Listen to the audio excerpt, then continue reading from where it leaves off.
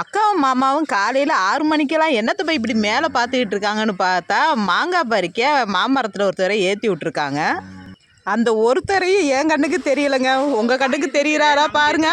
இந்த பிள்ளைங்க வரட்டும் பறிக்கலான்ட்டு விழுந்தே எல்லாம் பறிக்கிட்டு போயிட்டாங்க. அதே அணில் கடிச்சது அதுக்கு மேலே கடிச்சு தான் விழுகிறது.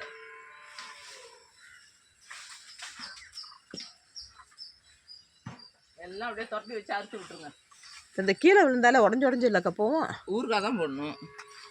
கட் பண்ணி வேக வச்சு காய போட்டு விட்டுருவோம். இந்த கேரளாவில் மாதிரி இந்த கூடை கட்டி எடுத்து போடுவாங்களா, அது மேலே செய்ய மாட்டாங்க.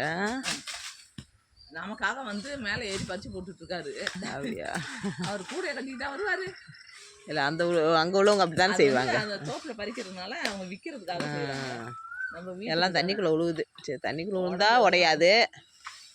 உடஞ்சதெல்லாம் ஊறுகாய் போட்டுக்குவோம்.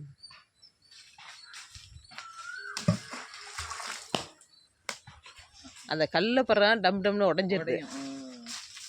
தண்ணியில் விழுவுறதெல்லாம் தப்பிச்சுக்கிறோம். ஏன்னா அவர் சேஃப்டியா நிக்கிறது தான் பெருசு. மாங்காய் எங்கேயோ விழுந்துட்டு போகுது. ஆமா, நீங்க பிடிச்சு நின்று செய்யுங்க. அதுதான் வேணும். மாங்காய் உடஞ்சா போயிட்டு போகுது. ஏன்னா பிள்ளைங்க குளிக்கும் போது தலையில விழுந்துடக்கூடாது ஃபர்ஸ்ட். அதுதான் மெயின். அதனாலதான் எல்லாத்தையுமே அறுத்து சொல்லிட்டேன். தண்ணியில விளையாடும் போது தண்ணி வீணா போகுது. பிள்ளைங்க விளையாடும் போது பயம். அப்பா தலையில விழுந்து அப்பா தலையே இதாயிடுச்சு. காயம் ஆயிடுச்சு. அதுக்கு தான் இன்னைக்கு பிடிச்சி நான் அனுப்பி விட்டேன். போய் கூப்பிட்டு வாங்கன்னு பார்த்தா இவரே வந்துட்டாரு. நமக்கு தெரிஞ்சவங்களா? இங்க வேலை செஞ்சாரு. வேலை செஞ்சவங்களா? சரி சரி. அவர் தான் வந்து இந்த விதை நாட்டுறது கீரை. ஓ, நமக்கா நம்ம விதைச்செல்லாம் பச்சை பச்சையா இருக்கு.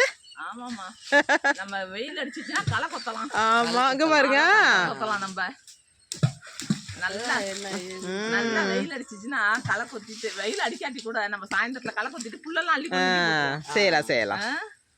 சாயந்தரம் அழகா இருக்கு. ஆனா புல்லு அங்கேயே போட்டா திரும்ப முளைச்சிரும். அப்படியா?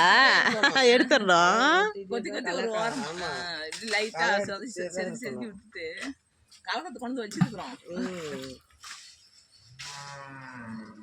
அந்த கத்திரிக்காய் இருக்குது இல்ல, அங்க